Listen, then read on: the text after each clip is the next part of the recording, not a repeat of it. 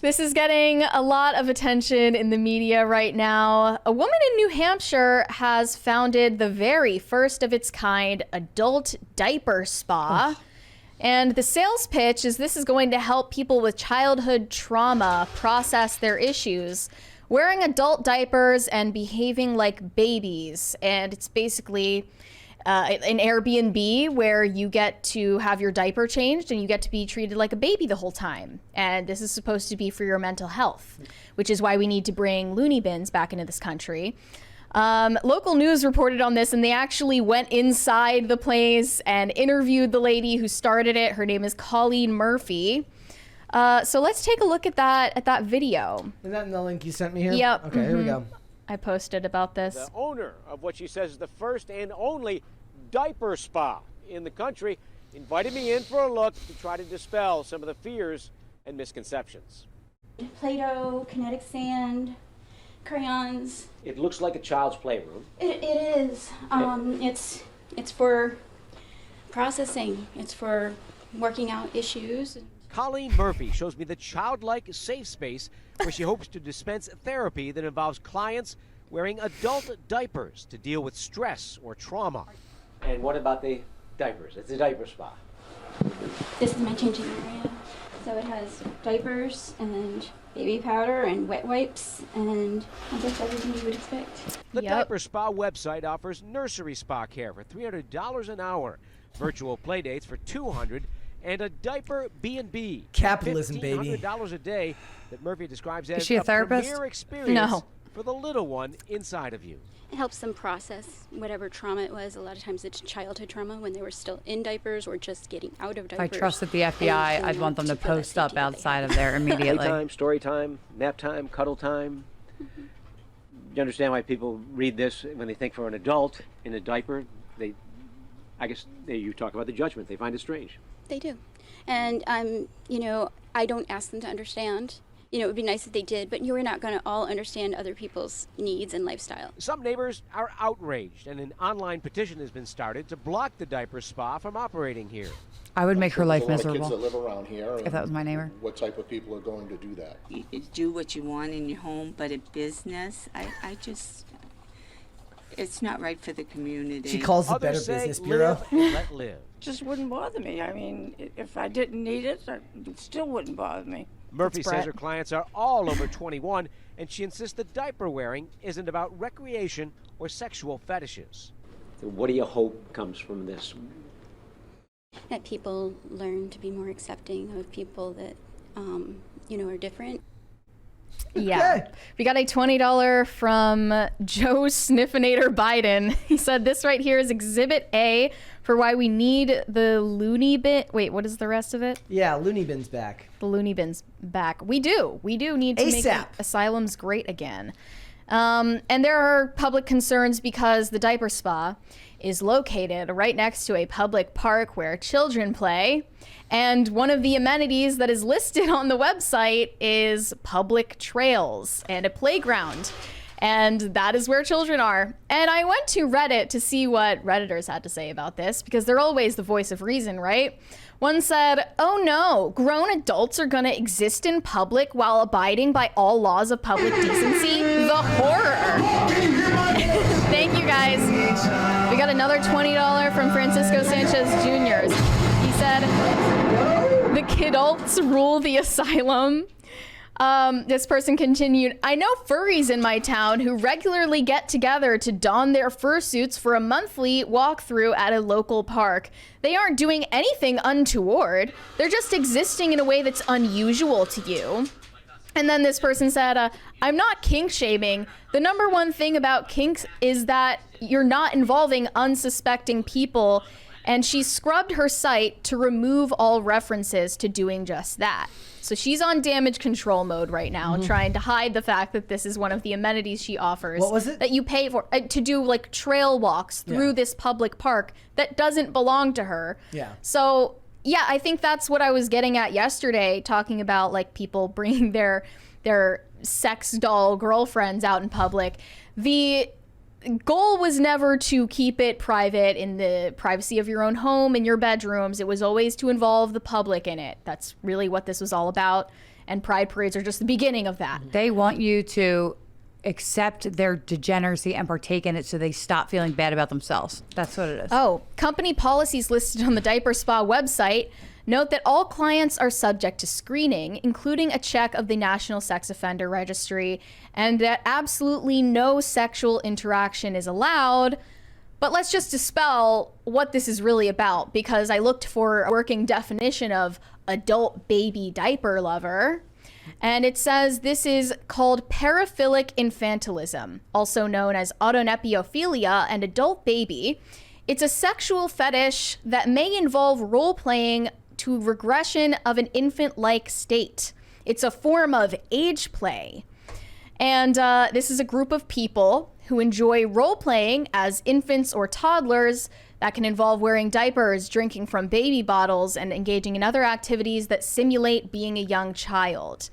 So this is definitely a sexual fetish, regardless of what this woman wants you to think. And even if it's not, I think this still has no place in society. And I Obviously. guess the selling point is that it looks familiar because it's in a neighborhood rather than being in like a business district somewhere. It's weird that she's operating this out of a residential area. Yeah, like I imagine that a big part of that Yeah. is like, is the house is zoned for business? Are you allowed to run any type of business like that out of there? I don't think it's ridiculous for neighbors to have concerns. Like personally, like walking on the trails thing, I get like people are gonna like parents are gonna be like, what are they doing? I would But it's not like- want to live next door to like, them. with I kids. imagine like it's one of those things where like if there was no attention given to it, like what if they just never saw any of it because nobody like shows up in a diaper, right? They show up, they go in. Dude, they No, do it. you would see high Who traffic do you people. think this attracts? The Let's worst of the like worst. think of the profile of the average client who's going to an adult diaper spa. Who are we attracting? And my How kid's long going to be ago- riding their bike in front of the house. How back long and ago forth. did this business start?